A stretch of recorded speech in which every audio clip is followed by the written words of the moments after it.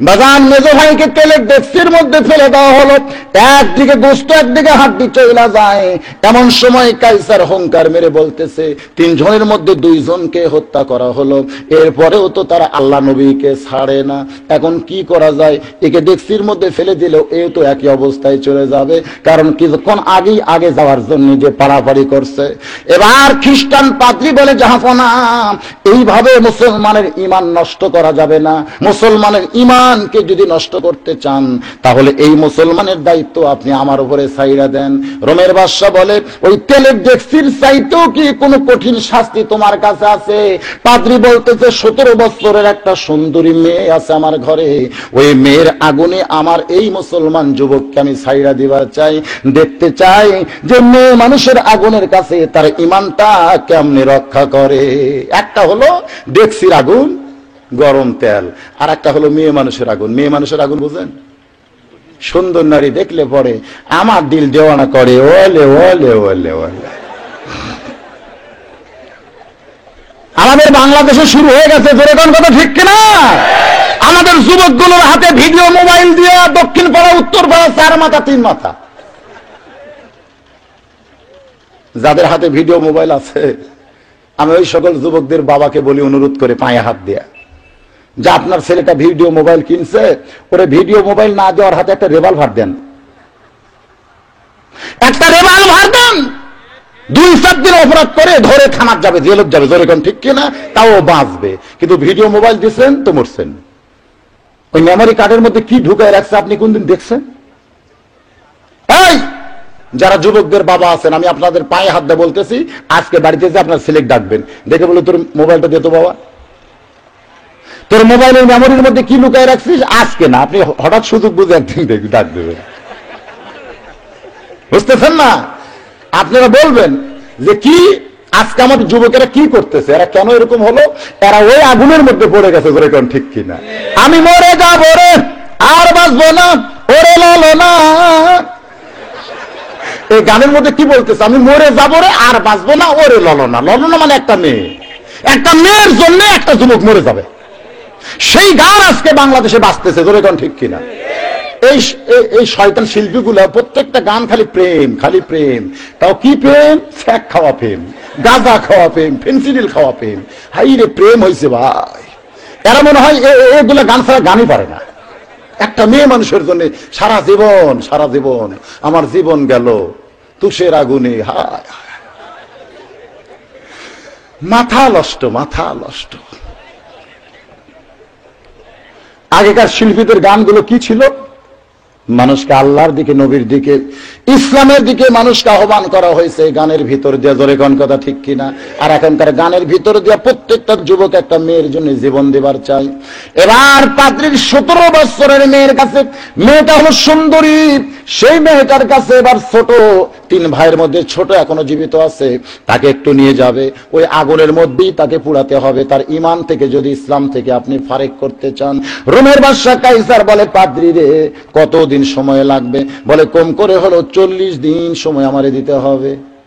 40 দিনের জন্য এবার মুসলমান যুবক রোমান বাদশার ক্যাথলিক ওই খ্রিস্টান বাদশার পাদ্রীর হাতে ছেড়ে দেওয়া হলো। পাদ্রী তাকে নিয়ে গেছে।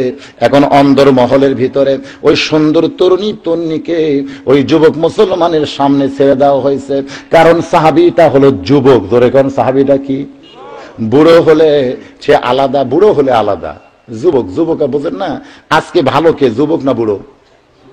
বুড়া মানুষগুলো মসজিদে যায়, সামনে কাতারে বসে, নাউজুবিল্লাহ নাউজুবিল্লাহ জিকির করে, আর যুবকগুলো যাবার চায় না, গেলেও ধরপড় করে। 2-1 দিন যায়, অবশ্য 2 দিনে যায়, শেষে যাবে, আগে আসবে, শেষে যাবে, যাওয়ার সময় সবার শেষে, আসার সময় সবার আগে। আপনাদের এলাকায় এরকম যুবক নাই তো? আচ্ছা, যদিও মসজিদে যায়, ওখানে যাও, ধরপড় করে। বাজান মানুষ যখন বুড়ো হয়, আমার ওয়াজের কাছেটা আপনারা শুনেছেন, আল্লাহর নবী বলেছেন, আশ-শায়খু লা ইয়াদখুলুল জান্নাহ, বুড়া কোনোদিন জান্নাতে যাবে না। বুড়া কোনোদিন জান্নাতে যাবে? ওয়াজটা শুনেননি আপনারা? সামনে বসে এক সাহাবী ধরেছে কান্না। আল্লাহর নবী বলেন, রে বুড়ো সাহাবী, কান্দো কেন? বলে, কান্দার কারণ হলো আপনার সোনার জবান আপনি বলেছেন, কারণ আপনি নবী যেটা বলেন সেটা তো ইচ্ছা করে বলেন না, সেটা কে বলায়? আল্লাহ বলাই মা ইয়ান্তিকু আনিল হাওয়া ইন হুয়া ইল্লা ওয়াহয়ুহা। আপনি নবী যখন বলেছেন বুড়া মানুষ জান্নাতে যাবে না, তাহলে আমি বুড়া না কান দেখে আর থাকতে পারি? নবী বললেন সাহাবীরে, ওই আল্লাহর শপথ করে বলতেছি তুমি জান্নাতি। সঙ্গে সঙ্গে বুড়ো সাহাবীর চোখের পানি মুছে মুচকি মুচকি হাসে। আল্লাহ নবী বলেন, রে বুড়ো সাহাবী, আল্লাহ যদি তোমারে জান্নাত দেয় তুমি কি এই মুহূর্তে যাবার চাও? বলে আল্লাহ দিলি তো আমি যাবার চাই। আল্লাহ নবী বললেন, আল্লাহ যদি এই বয়সে তোমারে জান্নাত দেয়? বুড়ো সাহাবী বলে আমার কোন আপত্তি নাই। নবী বলতেছে আমার আপত্তি আছে।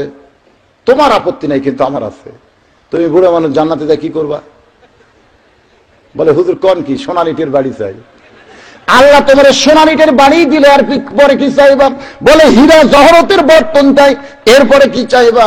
বলে আঙ্গুর ফলের বাগান চাই। নবী তাবাসসুম মুস্কি হাসি দিয়ে বললেন, এত ফল থাকতে আঙ্গুর ফলের বাগান তুমি কেন চাইলা? বুড়া সাহাবী বলতে তো হুজুর আমার একটাও দাঁত নাই। যদি আল্লাহ সবরি ফলের বাগান দেয়, আপেল ফলের বাগান দেয়, খালি চায়ে চায়ে দেখা লাগবে, খাওয়ার কোনো বুদ্ধি নাই। কিন্তু আমার দাঁত না থাকলে কি হবে? মাসা শক্ত আছে, এর মধ্যে আঙ্গুর ফাইলা যদি ঠাসি মারি রস দিয়ে আমার পেট ভরে যাবে, এই জন্য আঙ্গুর ফলের বাগান চাই। নবী বললেন, সাহাবী রে তুমি যে পুরুষ মানুষ, বলে হ্যাঁ। তুমি কি জানো আল্লাহ প্রত্যেকটি জান্নাতি পুরুষকে কম করে হলো 70টা হুরগেলমান দিবে। এতগুলো হুরগেলমান বউ যদি আল্লাহ তোমারে দেয়, যাদের বয়স হবে 16 কি 17, এই 16-17 বছরের 70টা বউ যখন আল্লাহ তোমারে দিবে তুমি কি করবা?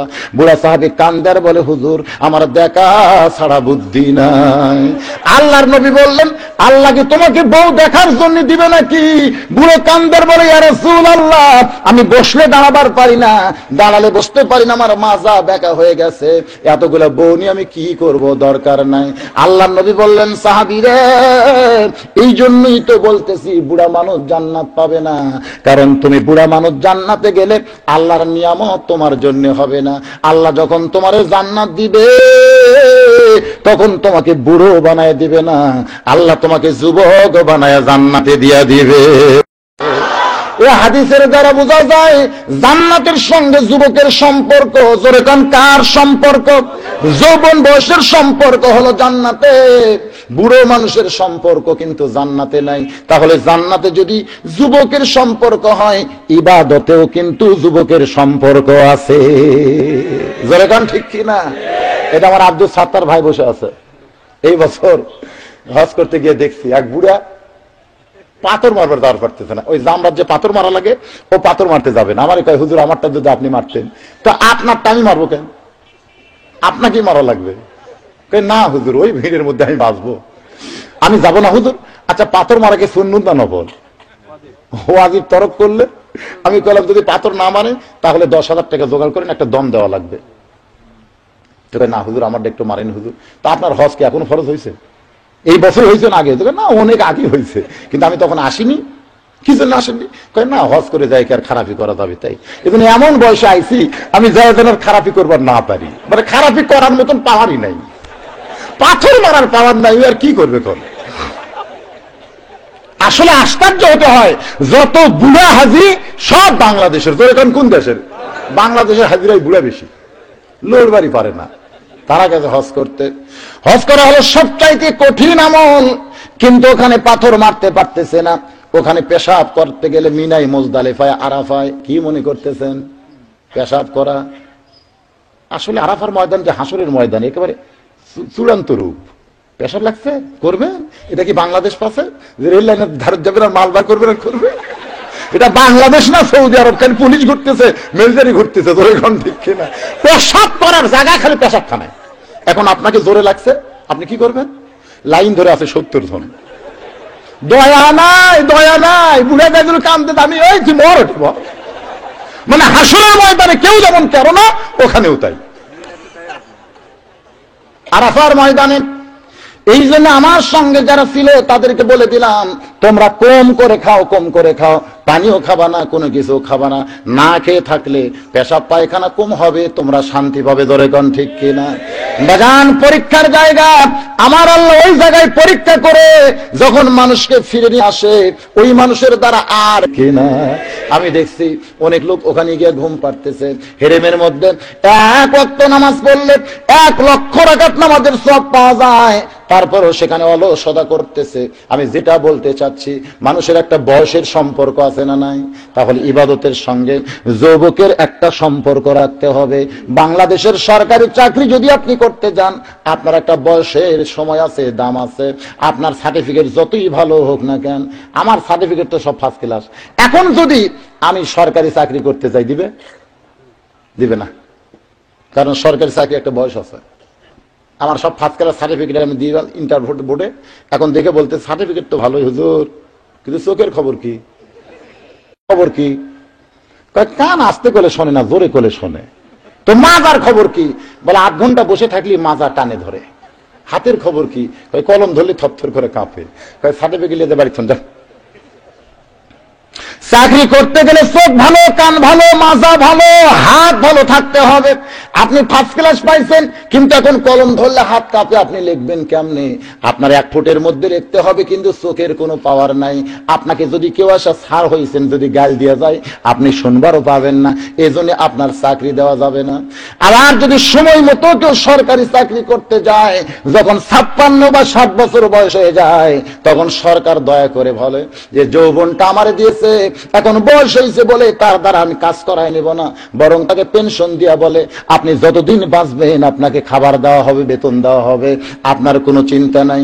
বাংলাদেশের সরকারকে যৌবন বয়স দিলে, বৃদ্ধ বয়সে সরকার যেমন পেনশন দেয়, ভাতা দেয়, যৌবন বয়সে যারা ইবাদত শুরু করবে, বুড়া বয়সে যদি ইবাদত ঠিক মতো করবার না পারে, ওই যৌবন বয়সের ইবাদতের সওয়াব আল্লাহ তার আমলে দান করে দেয়। কিন্তু বুড়া বয়সে যদি চাকরি করবার, তার চাকরি হবে? বুড়া বয়সে সব নামাজ পড়বার গেছে। একদিন দেখে মুয়াজ্জিন আসে না, ইমাম বলতেছে মুসল্লিকে, বাবা আযান দিবার পারেন? পারি বাবা, পারি। তো যান একটু আযান দেন। ওই যা শুরু করছে, আল্লাহু আকবার, আল্লাহ মাতে আল্লাহু আকবার। ইমাম সেন করে বলতেছে আল্লাহ বা দাঁত ডাকেন, বলে আমার দাঁত নাই, আমার দাঁত নাই। কারণ আরবি অক্ষর উচ্চারণ করতে গেলে দাঁতের দরকার আছে না নাই? সামি আল্লাহু লিমান হামিদা বলার পরে মাজা থেকে, আপনার কোমর থেকে মাজাটা সোজা করতে হবে, সিজদায় যাবেন, সেখান থেকে আপনাকে আবার পুরোপুরি বসতে হবে, আবার সিজদায় যাইতে হবে, সেখান থেকে মাটি হামাগুড়ি দিয়ে না কতগুলো লোক এই হাত মাটি ঠেসি দিয়ে উঠতেছে, কিন্তু 2টা হাঁটুর উপরে হাত দিয়ে আপনাকে উঠতে হবে। আপনি যখন ঠিক মতো নামাজ পড়তে পারবেন তখন মসজিদে আপনি গেলেন না, যখন বুড়া হয়ে গেছেন তখন আল্লাহ ঠিক মতো কবার পারেন না, ঠিক মতো রুকু সিজদাও করতে পারেন না। এমন সময় কেউ যদি আল্লাহর ইবাদত করতে যায়, সরকারি চাকরি যেমন তার জন্য ভাগ্যে হয় না, আল্লাহ রহমতও সেই ব্যক্তির ভাগ্য পড়বে না। ধরে কোন ঠিক কিনা? তাহলে ইবাদতের সম্পর্ক কখন? যখন যৌবন, জোরে কোন, যখন কি যৌবন বয়সে যুবকের সামনে সুন্দরী মেয়েটাকে যখন পাদ্রী ছাইড়া দেয়, এবার পাদ্রীর মেয়েটাকে পাদ্রী বলে দিছে জাবিয়ার কাপড় খুলবি, জাবিয়ার কাপড় খুলবি, কারণ ওই যুবকটাকে আল্লাহ রাসূল থেকে আলাদা করতে হবে।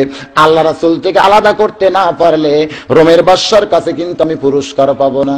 এমন ভাবে মেয়েটারে মন্ত্র দিয়া এইবার যুবতী মেয়ে যুবক সাহাবীর ঘরে যখন ঢুকছে, আল্লাহর কোরআন সামনে এসে বলতে, সাহাবী রে, তোর সামনে কেউ যদি ন্যাংটা হয়েও থাকে তোর কোনো চিন্তা নাই, কারণ কোরআন বলতেছে কুল্লিল মুমিনিনা ইয়াগুদ্দু মিন আবসারিহিম, মুমিন পুরুষ যারা হবে তাদের নজর থাকবে নিচের দিকে।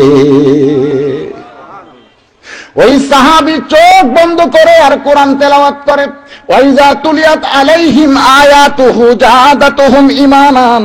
কোরআনের মধ্যে এমন একটা পাওয়ার আছে, যেই পাওয়ারের কারণে আল্লাহ তার ঈমানের জজবা বাড়ায়া দেয়। যখন আপনার একান্ত একা একা আপনি চলবেন, ওই সময় আপনি কোরআন তেলাওয়াত করবেন, দেখবেন আপনার মনের মধ্যেও প্রশান্তি, দুনিয়ার কোনো ভয় থাকবে না। ধরে কোন ঠিক কিনা? একদিন হয়তো একলাই রাস্তায় পড়ে গেছেন, কেউ নাই, কেউ আপনার সঙ্গে নাই, আলো নাই, বাতিও নাই, লাইটও নাই, মানুষজনও নাই, ওই সময় আপনি কোরআন তেলাওয়াত করবেন আর হাঁটবেন, দেখবেন রাস্তাও ক্লিয়ার, কোনো ভয়ও কলিজায় থাকবে না। এটা আমার জীবনে বাস্তব প্রমাণ পাইছি আমি। কোরআন তেলাওয়াত করতে হবে। জোরে কোন কি করতে হবে? ওয়াইদা তুলিয়াত আলাইহিম আয়াতুহু জাদাতুহুম ঈমানান। সুবহানাল্লাহ কোন। কোরআন তেলাওয়াত করতে পারেন নাকি? হ্যাঁ, কথা কয় না কেন? এই ছোট্ট একটা বাচ্চা কইলো পারি, তুমি পারো?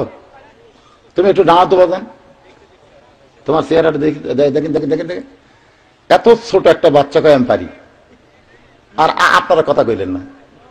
কে রে, এই মালটা কোন পেটের থেকে বাড়াছে? সুবহানাল্লাহ কোন। এর মা বড় ভাগ্যবান, আর বাপ বড় ভাগ্যবান। এত ছোট একটা বাচ্চা কয় আমি পারি, আর আপনারা সাহস করে বলতে পারলেন না। এটাই জন্য বললাম, মা যদি ভালো হয় সন্তান ভালো হয়। বাজান বসো, বস, তোমার জন্য দোয়া করি, তুমি আমার চাইতে 100 গুণ বড় বক্তা হও, আলেম হও। আল্লাহুম্মা আমিন, আল্লাহুম্মা আমিন। এর মা ভালো রে, এর মা কিন্তু বয়লার না, খোঁজ না দেখেন। মা যদি ভালো হয় সন্তান ভালো হবে। প্রাসঙ্গিক কথা বলতেছি, 4 বছরের ছেলে আব্দুল কাদেরকে নিয়ে গেছে মাদ্রাসায়। ধরে যান কোথায়? হিজাবের অন্তরাল থেকে মা বলতেছে, আমার সন্তানকে একটু কোরআনের তালিম দেওয়া লাগবে। মাদ্রাসার মুহতামিম বলতেছে, মা বিপদে যারা পড়ে তারাই তো এরকম মাদ্রাসায় দেয়, যাদের বাপ নাই, যারা গরিব, তারাই মাদ্রাসায়। জোরে কোন ঠিক কিনা? আপনি আইছেন, আপনার স্বামী জীবিত নাই, একটা এতিম বাচ্চাকে নিয়ে আইছেন মাদ্রাসায় দিতে। মা, আমরা এতিমকে পালার জন্যই তো মাদ্রাসা খুলেছি। এখানে একটা মাদ্রাসা আছে না নাই? দেখবেন এই এতিম, অনাথ, গরিব, ন্যাংরা, কানা সব এই জায়গা। মেডিকেল কলেজে ন্যাংরা আছে, কানা, সাইজ শাকিব খানের মতন, আর এই জায়গা। এটা বাংলাদেশের প্রেক্ষাপটে হয়, কিন্তু আসলে সৌদি আরবের একটা মক্তব আমি দেখলাম, যেখানে খাদিজার বাড়ি, উম্মুল মুমিনিন মা খাদিজার বাড়ি যেখানে ছিল, যেই বাড়িতে আল্লাহ রাসূল কিছুদিন ছিলেন, ওই খাদিজার বাড়ি এখন বানানো হয়েছে মক্তব। জোরে কোন কি বানানো হয়েছে? মক্তব বানানো হয়েছে। এই মক্তবের যিনি প্রিন্সিপাল, বাংলাদেশের টাকায় 4 লক্ষ টাকার চাইতে বেশি বেতন পায়। একটা মক্তবের প্রিন্সিপাল 4 লাখ টাকা বেশি বেতন পায়। আর যেগুলো বড় মাদ্রাসা আছে তার প্রিন্সিপালের বেতন কত? আর আমাদের বাংলাদেশে মক্তবের প্রিন্সিপাল মক্তবের হুজুর মাস গেলে 1200 টাকা কেশিয়ারের গাল ফুলে। আগে গাল ফুলে না, যেই মাসের বেতন দেওয়া লাগবে কেশিয়ারের কথা কয় না, আর কথা কয় না। হুজুর খালি পাশে পাশে ঘুরতেছে। কেশিয়ার কিন্তু 3 পাস। গ্রামের মাতব্বর, তেলতেলা গোয়েন্দার অক বানাচ্ছে কেশিয়ার। মসজিদের কেশিয়ার, মাদ্রাসার কেশিয়ার, পরেশগার লোককে বানানো দরকার। বলে ঠিক কিনা? এই বেটা নামাজ পড়ে নাই সভাপতি, এখন ইমাম সাহেবের নাই কোনো গতি, মাস গেলে আর কাছে বেতন পাওয়ার যায়। সভাপতির আক্কেল আছে, ইমামের দাম ওই বুঝে, নামাজে পড়েন না, ইমামের দাম কি বুঝবে? ঠিক আছে, এখন না 4 মাথার দেখা করো, বেতন নিবার কাছে হুজুর 4 মাথার দেখা করো। আচ্ছা 4 মাথার দেখা লাগবে কেন? ইমাম সাহেব ব্যাগ লিয়ে 4 মাথার বসে আছে, সভাপতির কোনো খেয়ালই নাই। সভাপতি সপ্তমী মার্কেটে ঘুরতেছে। ইমাম 1 ঘন্টা বসে থাকার পরে একজন বলতেছে, হুজুর ব্যাগ না বসে আছেন। আজকে বেতন দেওয়ার দিন ভাই রে। সভাপতি বলছে এখানে দেখা করো, আমি এসে বসে আছি, কিন্তু সভাপতির পাত্তাই নাই। সন্ধ্যার সময় এসে দেখে হুজুর টুপতিছে। হুজুর খুব চেষ্টা করছিলাম, আজকে আপনাকে বেতন দেব, নামাজ পড়ে আপনারা বেতন নেন, কি করবেন কন? বেতন আজকে দিবার চাইছিলাম, কিন্তু টাকা যে আমার খরচ হয়ে গেল, ধরেন 50-60 টাকা নেন। জুতিয়া থাকলে ওর চাপাত গোটাপিক বাড়ি বড় ফরজ। ধরে দেন ঠিক কিনা? বাগান বাস্তব কথাও আমি আপনাদের বলতেছি, মাদ্রাসার কেশিয়ার, মসজিদের সভাপতি, কেশিয়ার সদস্য, পরেশগার লোকদেরকে বানাতে হবে। ধরে দেন কথা ঠিক কিনা? যারা আলেমের গুরুত্ব দিবে, ইমামের গুরুত্ব দিবে। একটা মক্তবের কথা বললে এমন কথা বললাম। এবার আব্দুল কাদেরকে দিয়া মা চলে আইছে বাড়িতে। পরদিন সকাল বেলায় ওস্তাদ আব্দুল কাদেরকে, বছরের আব্দুল কাদের, সালাম দেওয়া বলে, হুজুর বলে এখন তোমাকে তালিম দেওয়া হবে। তোমার মা দিয়ে গেছে মাদ্রাসায় কোরআনের তালিম দেওয়ার জন্য। বাজান আগে তো কোরআন না, আগে তোমাকে কায়দা পড়াতে হবে। এবার আব্দুল কাদেরের সামনে ওস্তাদ কায়দা বের করে বলতেছে, বলো আলিফ। যেই বলেছে বলো আলিফ, সঙ্গে সঙ্গে লাম মিম যালিকাল কিতাবু লা রাইবা ফীহি হুদাল লিল মুত্তাকিন আল্লাযীনা ইউমিনুনা বিল গায়বি ওয়া ইউকিমুনাস সালাত ওয়া মিম্মা রাযাকনাহুম ইউনফিকুন। ওস্তাদ মারছে দৌড়। কে রে? আমি কইলাম আলিফ, তারপরে বলবো বা। আলিফের পরে বা, ওই বা না কই লাম মিম কই শুরু করলো, থামে না। মারছে দৌড়। অন্য শিক্ষকরা বলে দৌড়ান কেন? বলে দেখবার যদি চাও তাড়াতাড়ি আসো। অবাক করা ঘটনা ঘটে যাচ্ছে। এবার সমস্ত শিক্ষক ছাত্র মিলে এসে সবাই তাকায় দেখে আব্দুল কাদের 4 বছরের ছেলে খালি ঝুঁকতেছে আর পড়তেছে, ঝুঁকতেছে আর পড়তেছে। ওস্তাদ কোরআন শরীফ মেলা পৃষ্ঠা উল্টাইতে থাকে, আরো খালি পড়তেই থাকে, পড়তেই থাকে। এমন ভাবে আল্লাহর কোরআন পড়তেছে, ওরে আর কে থামাবে? ও যেন আল্লাহর সঙ্গে নিজের অস্তিত্ব বিলীন করেছে। আসলেই তো তাই। যখন কোন আল্লাহর বান্দা কোরআন পড়ে, আল্লাহ তার ইমানের তাজাল্লি বাড়ায়া দেয়। এই কোরআন আমার আল্লাহরই বাণী। যখন কেউ কোরআন পড়ে, সে সকল আল্লাহর সঙ্গে যেন গল্প করে। যেই 18 পারা আর ব্রেক হয়ে গেছে।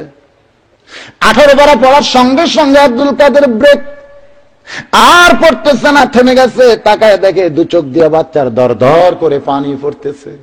ওস্তাদ বুকের মধ্যে নিয়ে সমস্ত শিক্ষক সহ মায়ের বাড়ির দরজায়, উম্মুল খায়ের ফাতেমা আব্দুল কাদের জিলানীর মা, এবার মাদ্রাসার মুহতামিম দরজা থেকে এতিমের মতন ডাক দিচ্ছে, মা গো, এমন কি সন্তান তোমার পেটে ধরছো মা, যেই শয়তান সন্তানকে আলিফ বলার পরে আর বা বলার দরকার পড়ে না, লাম মিম বলে এক টানে 18 পারা কোরআন আমাদের শোনায়া দেয়।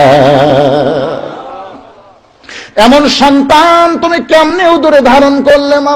আব্দুল কাদের জিলানীর মা হেজাবের অন্তরাল থেকে, ও বাবা জিরা, আমার আব্দুল কাদের যখন পেটে ছিল আমি সব সময় কোরআনের তেলাওয়াত করতাম, কারণ আমি হইলাম 18 পারা কোরআনের হাফেজা। আমি সব সময় কোরআন তেলাওয়াত করতাম। আমার আব্দুল কাদের যখন দুনিয়াতে আইছে, আব্দুল কাদেরকে কোলে নিয়ে আমি কোরআন তেলাওয়াত করেছি। আব্দুল কাদের যখন কান্দে, আমি তখন কোরআন তেলাওয়াত করে করে তার কান্না থামাইছি। আব্দুল কাদের যখন রাত্রিবেলা আমার বুকের কাছে মুখ দিয়ে ঘুমাবার চাই, আমি তখন কোরআন তেলাওয়াত শোনায় শোনায় তারে ঘুমাইছি।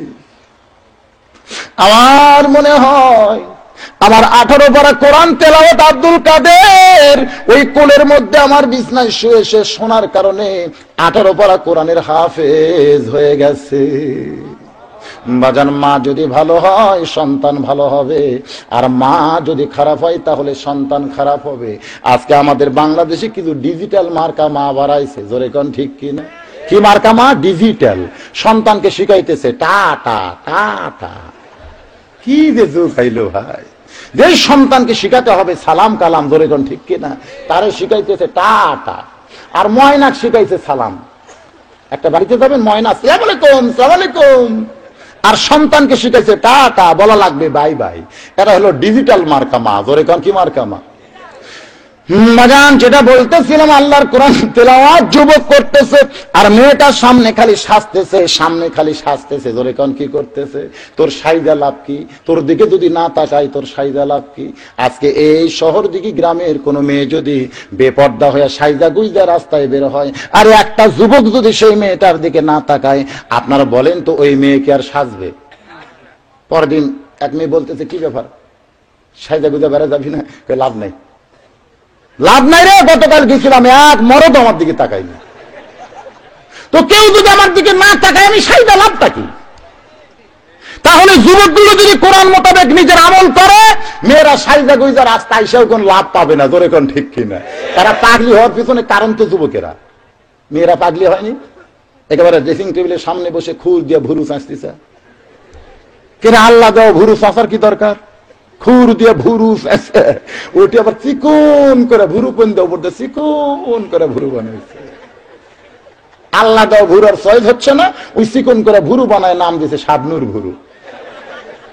কপালে সূর্য ফোঁটা দিয়ে মুখে লিপস্টিক দেয়, বুকের অন্য গলাত মাফলা বানাইছে। জোরে কোন ঠিক কিনা ভাই?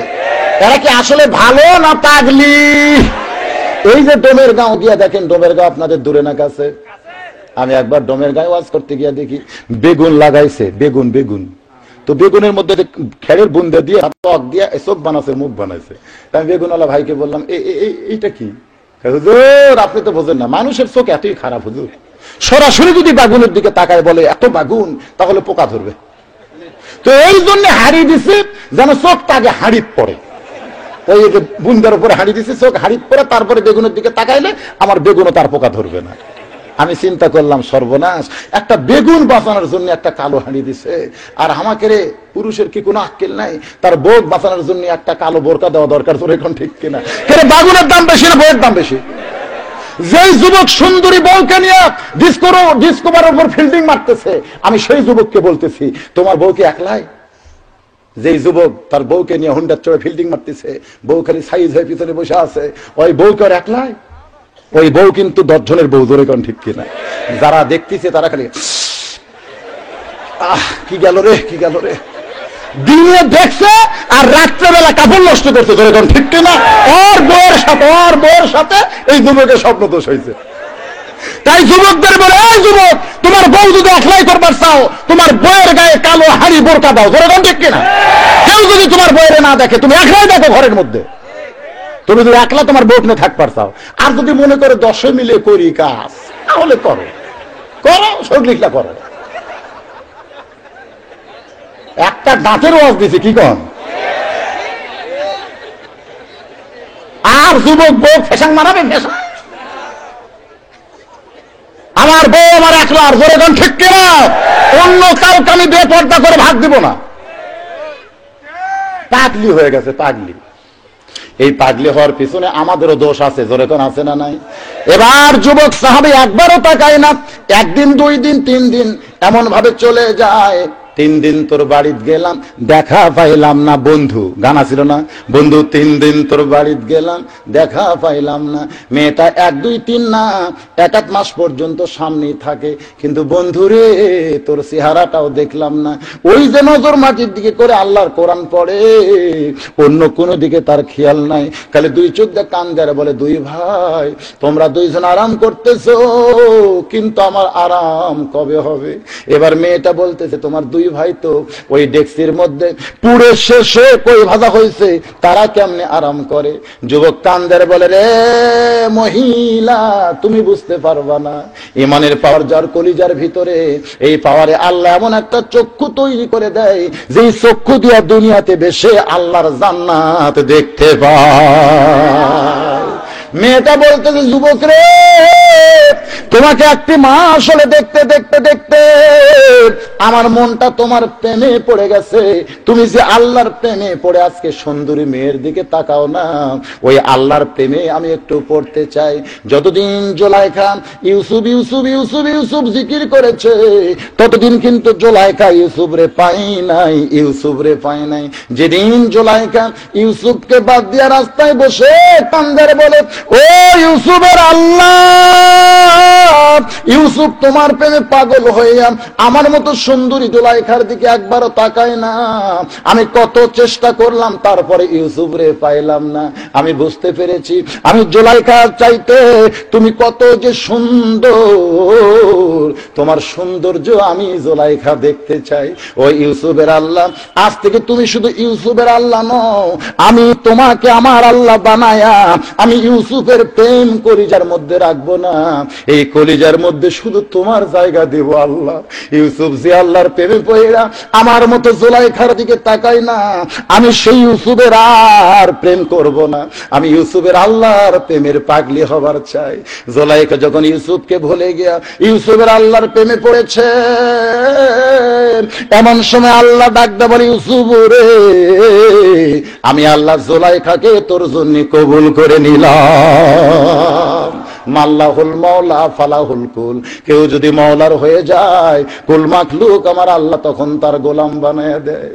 ওই ইউসুফের সঙ্গে জুলাইখার বিয়ে হয়েছে। একদিন ইউসুফ এসে জুলাইখাকে ডাকতেছে, জুলাইখা দরজা খুলো, দরজা খুলো। জুলাইখা দরজা খোলে না, দরজা খোলে না। ইউসুফ নবী দরজা ধাক্কা দিয়া ভিতরে গিয়ে দেখে জুলাইখা সেজদায় পড়ে কাঁদতেছে। পিছন দিক থেকে ইউসুফ ডাকে, জুলাইখা, যে ইউসুফকে দেখার জন্য তুমি পাগলি ছিলে, আজকে সেই ইউসুফ তোমার পাশে দাঁড়িয়ে গেল, তুমি কি একটা বার ইউসুফ রে দেখবা না? কিছুক্ষণ পর সেজদা থেকে মাথা তুলে জুলাইখা কান্দের বলে, স্বামী গো, ওই আল্লাহর প্রেমে যখন জুলাইখা পইড়া যায়, তখন দুনিয়ার কোন ইউসুফের খেয়াল জুলাইখার কলিজায় থাকে না।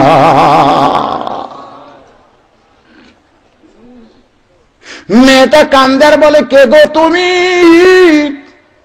যে মেয়েটাকে দেখে দুনিয়ার যুবকেরা পাগল হয়ে যায়, আজকে একই ঘরের মধ্যে একটি মাস কাটাইলাম, একটাবারও তুমি আমার দিকে তাকাও না। আমি তোমার প্রেমে নয়, তুমি যে আল্লাহর প্রেমে, যে আল্লাহর ভক্তিতে দুনিয়ার সুন্দরী মেয়ের দিকে তাকাও না, আমি সে আল্লাহর প্রেমের প্রেমিকা হবার চাই। এবার যুবক বলতেছে, তাহলে আল্লাহর প্রেমের প্রেমিকা যদি হবার চাও, তাহলে পিছন দিকে বসে আমার সঙ্গে পড়ে নাও লা ইলাহা ইল্লাল্লাহু মুহাম্মাদুর রাসূলুল্লাহ সাল্লাল্লাহু আলাইহি সাল্লাম। যে মেয়েটা তাকে নষ্ট করার জন্য ঘরে ঢুকছে, ওই মেয়েটাই আজকে তার অতীতকে নষ্ট করে ভবিষ্যৎটাকে সুন্দর বানায় দিয়েছে। ধরে কান সুবহানাল্লাহ। বাজান, মেয়েটা বলে, কে গো তুমি? এখানে যদি থাকো তাহলে তোমার কাছে ঈমান গ্রহণ করার কারণে তোমাকে আমাকে দুইজনেই মেরে ফেলবে, হত্যা করবে। বলে আসলে ঈমান গ্রহণ করার পরে কেউ যখন হত্যা হয়, হত্যা না, ইজা আসাবাতুহুম মুসিবাতুন ক্বালু, সকলে বলেন ইন্না লিল্লাহি ওয়া ইন্না ইলাইহি রাজিউন। আমরা যেখান থেকে এসেছি আবার সেখানে আমরা ফিরে যাব। মেয়েটা বলতেছে না এখান থেকে আমরা চলে যাব, এখান থেকে চলে যাব। বাজান, সংক্ষেপ করে বলতেছি, ঘোড়ার পিঠে চড়ে যখন দুইজন চইলা যায়, মরুভূমির মধ্যে খুব দ্রুত গতিতে চলতেছে, পিছন দিক থেকে দুই ভাই ডাকতেছে, এ তোমরা এমন ভাবে পালিয়ে কোথায় যাও? তোমাদেরকে হালাল হতে হবে। সুবহানাল্লাহ কোন? কারণ একজন যুবতী আর একজন যুবক হালাল করতে গেলে তাদেরকে বিবাহ বন্ধনে আবদ্ধ হতে হবে। পিছন দিকে দুই ভাইটা তাকায় না, বারবার যখন ডাকতেছে পরিচিত কণ্ঠ মনে করে একবার পিছন দিকে তাকায় দেখে ওই দুইটা ভাই ঘোড়া নিয়ে আসতেছে। জোরে কোন সুবহানাল্লাহ। বলে, ভাইজান আপনারা দুনিয়াতে কোত্থেকে আইলেন? বলে, মা আহাদান ইয়াদখুলুল জান্নাতা ইউহিব্বু আন ইয়ারজি ইলা দুনিয়া ফায়াক্তাল আশারা মাররাতান লিমা ইয়ারা মিনাল কারামাতি, রাওয়াহুল বুখারী কিতাবুল মাগাজি। ভাইজান, আসলে এখানে দাওয়াতটা আমার ড্রাইভার নিয়েছে। শহর দিঘিতে গত বছর আমি ওয়াজ করছিলাম 9টার পরে, আজকে আমাকে 9টায় তুলে দিবে চান্দইগোনার মাহফিল। আমি বলেছিলাম মাগরিব থেকে 6টা থেকে 8টা পর্যন্ত আমি কথা বলতে পারি। এখন ঘড়িতে 8টা বেজে গেছে, কিন্তু আপনাদের ওয়াজ শোনার যে সাইজ না, আমি আসলে শোনেন, আমি তো মাগরিবের পরে যেগুলো ওয়াজ ধরি সময়ের দিকে খেয়াল করে ওয়াজ করা লাগে, কারণ এগুলো আমি নফলের মধ্যে রাখছি। আর যেটা 1 বছর আগে দাওয়াত নিয়েছি এগুলো ফরজ। আপনারা বলেন, নফল আদায় করতে গিয়ে কি ফরজের ক্ষতি করা যাবে? হ্যাঁ, না না না, ফরজের ক্ষতি করা যাবে না। তো আমি যখন উঠছি তখন থেকে আজকে অবশ্য ওয়াজ একটু কম হয়েছে, আমি বুঝতেছি, কিন্তু আমি আপনাদের এলাকার সন্তান, আপনারা একটু সময় সুযোগ মতো আমাকে যদি একটু দাওয়াত দেন, বুঝেন না, হয়তো বুঝবেন। হুজুর কিছুদিন আগে একজন ফতুয়া দিয়েছে, হুজুর 1 বছর আগে দাওয়াত দিতে হবে, অগ্রিম দেওয়া লাগবে, এইটা কি ইসলামে জায়েজ আছে? আমি বললাম, তোমার ফতুয়া ঠিক আছে, কিন্তু বর্তমানে সেই ইসলাম বাংলাদেশে নাই। তুমি যে ইসলামের ফতুয়া দিচ্ছ সেই ইসলাম বর্তমানে বাংলাদেশে নাই। জোরে কোন ঠিক কিনা? ইসলাম যদি আজকে বাংলাদেশ ঠিক থাকতো তাহলে কালো বজলুষিত আকর্ষণ মানুষের তৈরি হতো না, এই নূর কোরআনের আকর্ষণ মানুষের কলিজায় তৈরি হতো। জোরে কোন ঠিক কিনা? কিন্তু আজকে দেখো বক্তা খুঁজতেছে, ওই যে আমার 1.5 ইঞ্চি এক লাতি আছে, মেহেদি হাসান, 1.5 ইঞ্চি লাতি, আমারই লাতি, 8 বছরের সোল, সব দেখার জন্য যায়। 9 বছরের সওয়ালকে মেহেদি আসতেছে, চলো যাই। ওই ঠিক মতো কোরআন শরীফ পড়ার পারে না, তার ওয়াজ শুনবি মানুষ। এটা কি কোরআনের আকর্ষণে না ভেটকি শুরু করছেন? গতকাল এক মাহফিল হলো, আগে ছিল নারী, এখন হয়েছে পুরুষ। রাজিয়া সুলতান ওরফে আব্দুর রাজ্জাক, সবাই বলতেছে দেখতে যাচ্ছি। আর কি বাড়তেছেন, দেখার জন্য সময় আসার। আপনার আকর্ষণ তৈরি করেন আল্লাহর কোরআনের। জোরে কোন ঠিক কিনা? আর কি বলে নিচ্ছে, কলস রাখেন মুখটা করে সোজা, অল্প চাপি কলস ভরবে। জোরে কোন ঠিক কিনা? সারা শুনেও লাভ হবে না। আমি যতক্ষণ আলোচনা করলাম একটা সাবজেক্ট, একটা বিষয়ের উপর কথা বলেছি। হ্যাঁ, 3টা আয়াতের উপর আমি কথা বলেছি আপনাদের সামনে। ভাইজান, যারা দাঁড়িয়ে আছেন একটু আল্লাহর রাস্তায় বসেন, আমি সকলকে মিলে একটু দোয়া করি।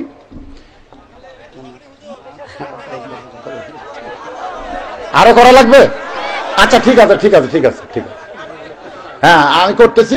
তবে শোনেন, আপনারা যেমন আমাকে আরো ওয়াজ করতে বলেন, আমি করার জন্য স্বীকার করলাম, আপনাদেরকে একটা স্বীকার করা লাগবে। এখন আপনাদের কাছে গামছা যাবে, রুমাল যাবে, 10 পারেন, 20 পারেন, 50 পারেন, 100 পারেন। আপনারা সেই রুমালের মধ্যে দান করবেন, কিঞ্চিত হলেও দিবেন, বঞ্চিত করবেন না। হ্যাঁ, আগে ওয়াজ পরে দিবেন। ও আমরা দেখছি বহুদিন। এই চাদর নিয়ে গামছা নিয়ে ভিতরে ঢোকো বাবা, ভিতরে ঢোকো, আল্লাহর রাস্তায় ঢোকো, একটু জিকির করে লা ইলাহা ইল্লাল্লাহ লা ইলাহা ইল্লাল্লাহ লা ইলাহা ইল্লাল্লাহু ইল্লাল্লাহ ইল্লাল্লাহু ইল্লাল্লাহ লা ইলাহা ইল্লাল্লাহ। চাদর নিয়ে গামছাতে ঢোকা যায় না? নাই, লোক নাই? হ্যাঁ, 10 পান 20 পান 50 পান 100 পারেন। ওয়াজের আমলটা কি দেখেন। আমি একটা ছোট্ট ওয়াজ আপনাদের শোনাই ভাই, আজ তো লম্বা টম্বা ওয়াজ ধরে যাচ্ছে না। হ্যাঁ, কি কোন ডাল? হ্যাঁ বলতেছি। হ্যাঁ রে বাবা, আপনারা চাদরের দু একটা ওটা বসাবার করলেন কেন? যারা দান নিতে যাবে তারা উঠুক, আপনার বসে থাকবেন।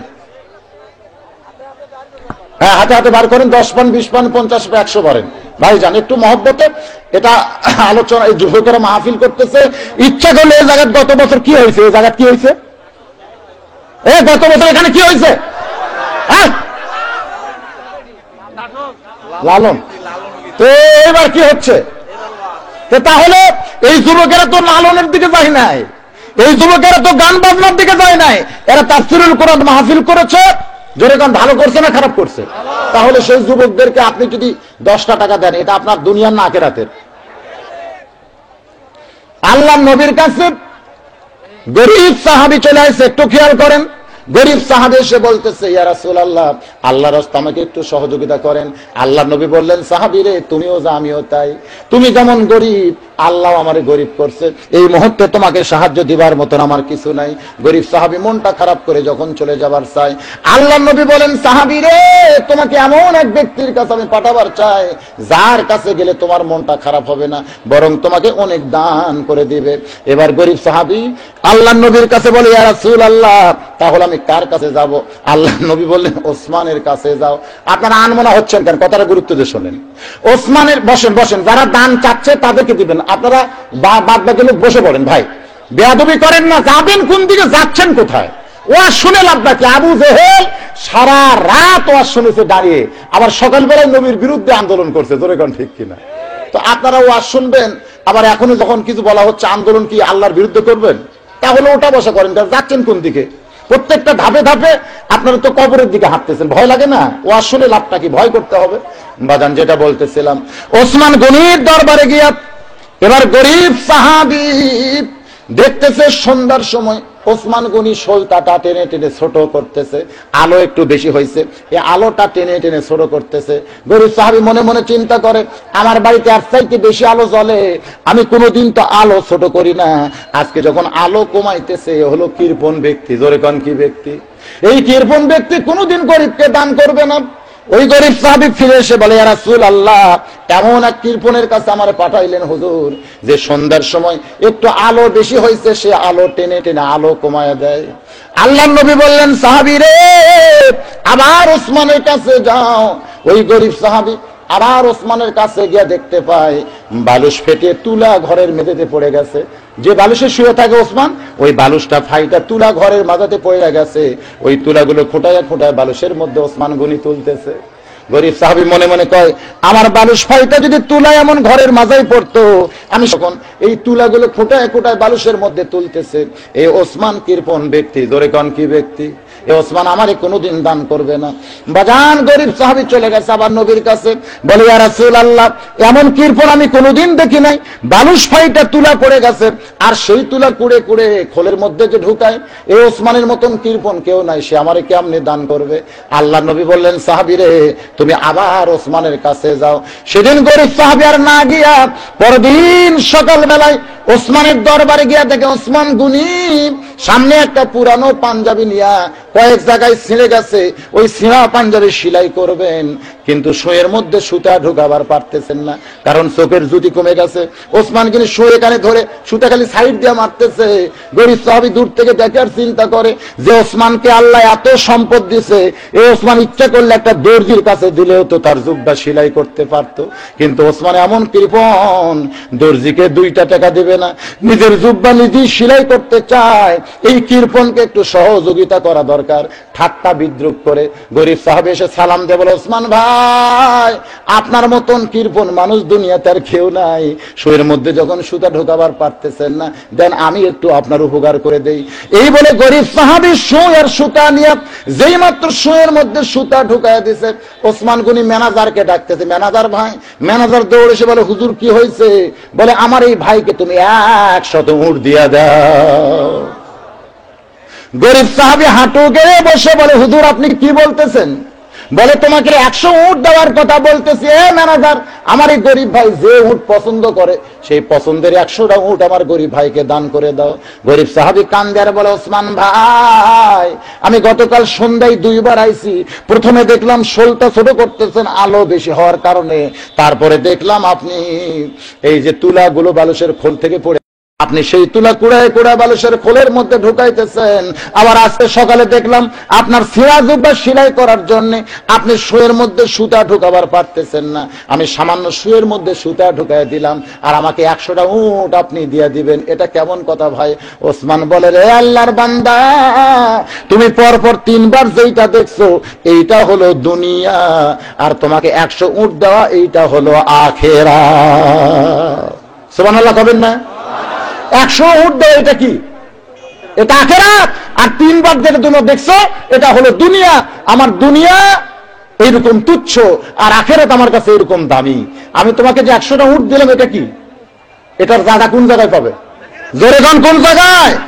আজকে যখন টাকার কথা বলা হয়েছে কিছু দান করেন, তখন আপনারা মনে করলেন যে দেওয়াটাই লস, দুনিয়া মনে করলেন। আর কোরআনের মাহফিলে বসাটাকে আখিরাত মনে করলেন। ভাইজান, 10টা টাকা যারা আজকে এই মাহফিলে যুবকদের মাহফিলের উদ্দেশ্যে দান করে দিলেন, এই 10টা টাকা আপনার আখিরাতের জান্নাতের সম্বল হবে। ধরে কোন কথা ঠিক কিনা? হ্যাঁ, একটু মহব্বত নিয়ে দরুদ পড়েন। আল্লাহুম্মা সাল্লি আলা সাইয়্যিদিনা মাওলানা মুহাম্মদ ওয়া আলা আলি সাইয়্যিদিনা শাফিআনা। প্রধান অতিথি সাহেব আসছে, মনোবর আগে জি। কোথায় সে?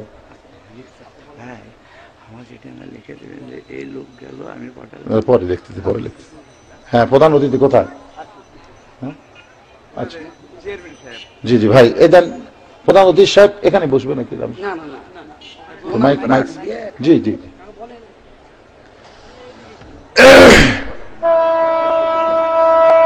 আল্লাহ রাব্বিল কুল্লি জান্নাতি ওয়া তুবু ইলাইহি লা হাওলা ওয়ালা কুওয়াতা ইল্লা বিল্লাহিল আলিয়্যিল আযীম। আল্লাহুম্মা সাল্লি আলা মুহাম্মাদিন ওয়া আলা আলি মুহাম্মাদ কামা সাল্লাইতা আলা ইব্রাহিম ওয়া আলা আলি ইব্রাহিম ইন্নাকা হামিদুম মাজিদ। আল্লাহুম্মা বারিক আলা মুহাম্মাদিন ওয়া আলা আলি মুহাম্মাদ কামা বারাকতা আলা ইব্রাহিম ওয়া আলা আলি ইব্রাহিম ইন্নাকা হামিদুম মাজিদ। আমাদের ইমামের কাছে কোরআন ছিল। জোরে গান কি ছিল? কোরআন থাকার কারণে সে বুঝতে পারলো আল্লাহ ছাড়া অন্য কাউকে রুকু সেজদা করা যাবে। এই জন্য ঢুকতে হবে খাটো দরজা দিয়ে, মাথা দিয়ে সবাই ঢুকছে। কিন্তু আমাদের ইমাম দেখলেন কোরআন আমার কাছে আছে, আমি অবশ্যই ঢুকবো, কারণ খলিফা আবুল মনসুর যখন দাওয়াত দিছে। তবে আমাকে আগে ঢুকাইতে হবে পা। জোরে কেন কি ঢুকাইতে হবে? এরকম স্বৈরাচারীকে আগে কি দেখার লাগবে? পাও। সবাই যারা বোঝে না, যাদের কাছে কোরআন নাই, তারা মাথা দিছে, কিন্তু আমাদের ইমাম সাহেব পা দিলেন, পা দিয়ে ঢুকলেন। আসলে আমরা এরকম বিপদ আপদে যদি পড়ে যায়, আমাদের ঢোকার বুদ্ধি আছে না নাই? যখন আছে না নাই? তিনি যখন পা দিয়ে ঢুকলেন, উজির নদীর মন্ত্রী যারা রাজ দরবারে ছিল তারা সবাই বলতেছে আলেমরা কিছুই জানে না, আলেমরা কিছুই জানে না, কোন জায়গায় কিভাবে সম্মান করা লাগবে এইটা আলেমরা জানে না। যেমন বাংলার একজন ব্যাকরণের বাগধারায় উল্লেখ করেছিল, মোল্লার দৌড় মসজিদ পর্যন্ত। একটা মৌলবি খুব বেশি গেলে মসজিদে যাবার পারবে, এর বাহিরে যাবার পারবে। এই কিছুদিন আগে আমাকে একজন কইছে, মানে আমাকে ভাত খাবার নিয়ে যায় দেখে ডাইনিং টেবিল আর চেয়ার সেট করছে। তো আমারে বলতেছে হুজুর বসেন। আমি বললাম না ভাই, আমি তো ডাইনিং টেবিলে চেয়ারে বসে খাবো না, কারণ আল্লাহ রাসূল বলেছেন পা ঝুলাইয়া খাওয়া হলো ইহুদি নাসারাদের চরিত্র। তো আমি চেয়ারে বসে ডাইনিং টেবিলে খাবো না। তখন সাইড থেকে একজন বলতেছে ওল্ড মডেল রে হুজুর, ওল্ড মডেল। আমি বললাম যে মডেলই হয় বিছনা পাড়ায় দাও, দস্তরখানা বিছাই দাও, যে মডেলই হয়। তখন সাইড থেকে একজন বলতেছে এখন কি যে বিপদ হলো, দস্তরখানা কোথায় পাই? তো একজন বলতেছে আছে আছে, আমি আনতেছি।